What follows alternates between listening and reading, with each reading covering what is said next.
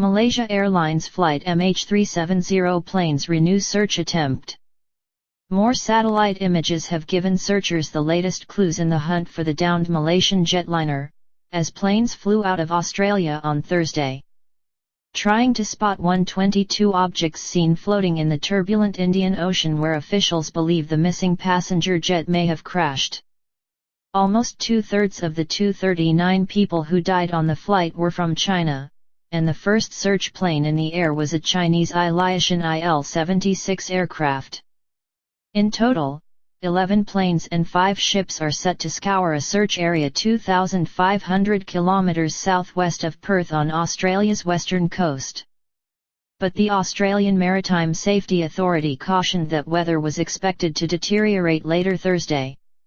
Heavy rains, strong winds, low clouds and reduced visibility were forecast for the search area, although that may clear later.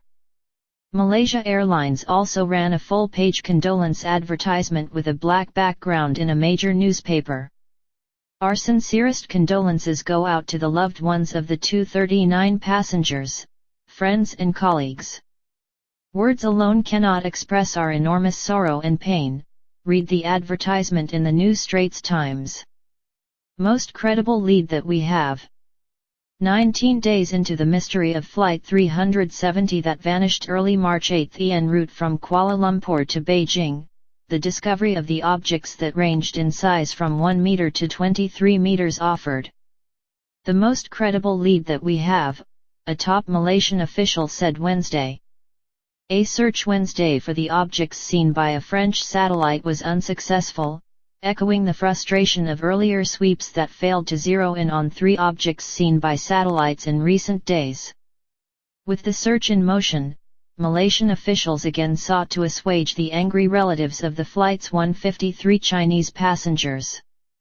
But Defense Minister Hishamuddin Hussein also expressed exasperation, pointedly saying Chinese families must also understand that we in Malaysia also lost our loved ones, as did so many other nations.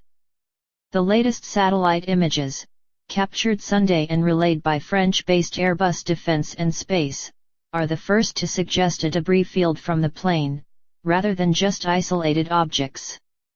The items were spotted in roughly the same area as other objects previously seen by Australian and Chinese satellites.